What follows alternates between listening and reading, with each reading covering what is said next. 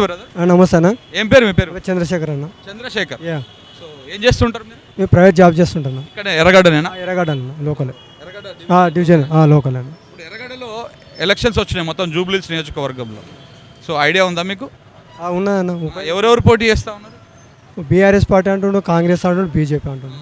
అభ్యర్థులు తెలుసా ఎవరెవరు పోటీ చేస్తారు? కాంగ్రెస్ నవీన్ యాదవ్ అంటారు, బీఆర్ఎస్ పార్టీ మాగాండి గోపీనాథ్ భార్య మిస్సెస్ అంటారు, బీజేపీ లంకల దీపక్ అంటున్నారు. సో ఇప్పుడు జూబ్లీహిల్స్లో ఎన్నికలు జరుగుతూ ఉన్నాయి, ఇంకొక 11 రోజులు ఉన్నది. ఇక్కడ ప్రజలు ఎటువైపు ఉన్నారు, అంటే మీరు ఎటువైపు ఉన్నారు, ఎవరు ఎక్కువ గెలిచేటువంటి అవకాశం కనపడుతోంది? గతంలో అయితే కేసీఆర్ నాయకత్వంలో 10 సంవత్సరాలు చేసిన అభివృద్ధి ఎక్కడ కనబడుతుంది. కాంగ్రెస్ పార్టీ అంటే మామూలు 2 సంవత్సరాలు వచ్చి ఇప్పటివరకు అలాంటి డెవలప్మెంట్ కనబడతలేదు. ఇచ్చే వాళ్ళు 6 గ్యారెంటీ అన్నారు కదా, ఆ 6 గ్యారెంటీలు కూడా కొంచెం ప్రజలు ఏమంటున్నారంటే ఏమి ఇవ్వలేదు, 2000 రూపాయలు ఇస్తా, అదే 2000 కేసీఆర్ ఇచ్చింది, 4000 ఇస్తున్నారు, అది ఇస్తలేరు. ఇంకోటి ఏంటంటే 2500 ఆడవాళ్ళకి ఇస్తున్నారు, అది ఇస్తలేరు. తులం బంగారం ఇస్తారు. పబ్లిక్ టాక్ నడుస్తూ ఉంది బాగా. కాంగ్రెస్ ప్రభుత్వం ఇచ్చిన వాగ్దానాలు ఎవరిని నెరవేర్చలేరు.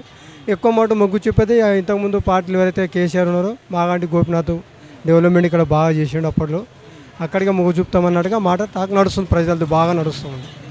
మీరేమనుకుంటారు, ఎవరు గెలిస్తే బాగుంటుంది అనుకుంటారు ఇప్పుడు? మళ్ళీ నాకంటే ఇప్పుడు ఉదాహరణకి అప్పుడు చేసిన అభివృద్ధి ఇప్పుడు ఏం కనబడతలేదు. నా కూడా ఓటర్ మాస్గా చెప్తా ఉన్నాను, నేను ఒక మామూలుగా సామాన్య కార్యకర్తగా చెప్తా ఉన్నా.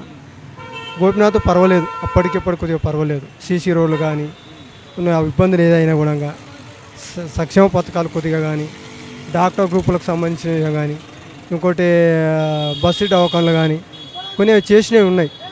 ఆ రోజు 10 సంవత్సరాలు చేసినవి ఉన్నాయి. ఇప్పుడు నవీన్ యాదవ్ కూడా పబ్లిక్లో బాగా సేవ చేస్తాడు, చాలామంది పేదోళ్లకు హెల్ప్ చేస్తాడు, కొంతమందికి పెళ్ళిళ్ళు సీమంతాలు ఇట్లాంటివన్నీ చేసిన అనేటువంటిది కూడా ఉన్నది కదా. ఎందుకు నవీన్ యాదవ్కి ఛాన్స్ రాదా ఇక్కడ? అంటే వ్యక్తిగతంగా చేస్తుండొచ్చు, అది వ్యక్తిగత నిర్ణయం వాళ్ళది, పార్టీ పరంగా కాదు కదా. ఇప్పుడు ఒక రాజకీయ నాయకుడు ఏం చేస్తాడంటే నాకు ఓటు వాడని ఆలోచిస్తారు.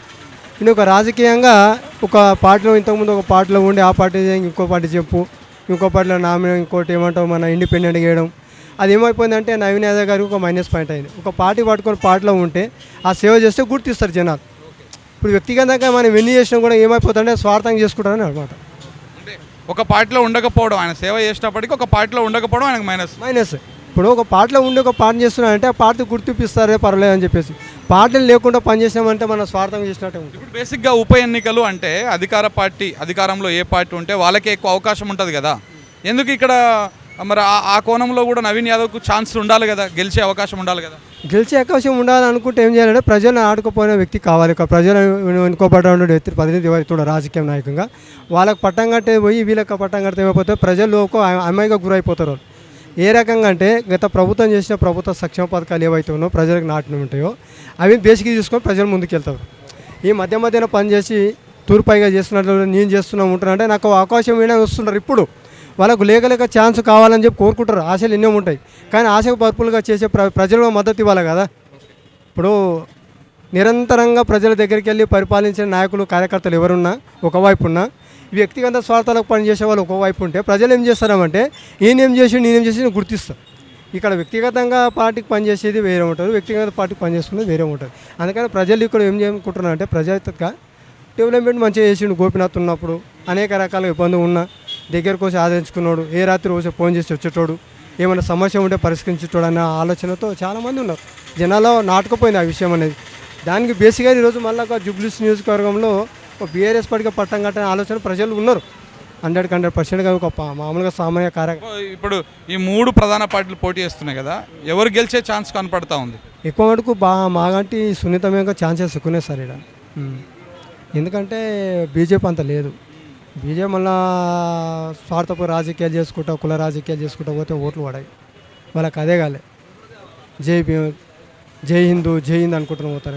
ఇప్పుడు రేవంత్ రెడ్డి గారు ఒక ముస్లిం నాయకుడికి అజరుద్దీన్కి మంత్రి పదవిలోకి తీసుకున్నాడు, మంత్రి క్యాబినెట్లోకి. అది ఇంపాక్ట్ ఏం పడదా ఇక్కడ స్థానికంగా? సార్ ఒక విషయం చెప్పాలా, ఓట్ల రాజకీయాలు కొట్లాడు ఓట్లు కావాలని ఎవరైనా అనుకుంటారో అది వాళ్ళ కళాబ్రహ్మ అండి. కాంగ్రెస్ పార్టీలో కోమటిరెడ్డి రాజగోపాల్ రెడ్డి ఇప్పుడు కొట్లాడుతూ ఉన్నాడు. ఆయన కమ్యూనిటీ తీసుకొని పార్టీలోకి వచ్చింది, ఆయనకి ఇవ్వచ్చు కదా. ఒక సామాన్యంగా నాయకున్నాడు, ఓటర్గా అడుగుతున్నాను. రాజగోపాల్ రెడ్డి కాంగ్రెస్ పార్టీ వాటా తీసుకొని వచ్చింది కదా, మంత్రి పదవి ఇవ్వాలని వచ్చింది కదా, మరి ఆయనకి ఇవ్వచ్చు కదా. నువ్వు అజరుద్దీన్కి ఇవ్వాలని ఉన్నది అంటే ఓటు బ్యాంకా? ఓట్ బ్యాంక్ చూసి ఇవ్వాలనుకుంటున్నా ఆయన అది చెల్తుంది అయినది. నేను సూటిగా అడుగుతూ ఉన్నాను కార్యక్రమం మామూలుగా ఓటర్గా, రేవంత్ రెడ్డి గారు మీరు ఇచ్చే పదవి నెగ్గుతుందా? నిలబడదా? ఎట్లా నిలబడుతుందండి? కోదండ రాముకున్న ఎమ్మెల్సీ పదవినే తీసిపడిసే కోర్టు, మరి ఈయనకి ఎట్లా నెగ్గుతుంది సార్? ఎట్లా నెగ్గుతుంది? అంత అమాయకులు ఆ ప్రజలు, అంత అమాయకులు అండి. ఇప్పుడు ఓట్లు కాల జూబ్లీస్లో మైనార్టీ అని చెప్పి నువ్వు ఇస్తున్నావు పదవి, ఎంతవరకు కరెక్ట్ అండి? ఎంతవరకు కరెక్ట్ అని అంట? అంటే ఇది కేవలం ఓటర్ రాజకీయమే అంటారా? 100%. 100. ఇప్పుడు నీకు ఇవ్వాలనుకుంటే డజన్ మంది ఉన్నారు. సీనియర్ పార్టీ కాంగ్రెస్కి ఆనాడు ఇప్పటివరకు పార్టీకి పనిచేసే చాలామంది ఉన్నారు. కోమటి రాజగోపాల్ ఆయన ఉన్నాడు, ఇంకా దళితులు చూసుకుంటే మన ఎవరు అద్దంకి దయాకర్ ఉన్నారు. ఎంతమంది లేరండి? వాళ్ళకి ఇవ్వచ్చు కదా.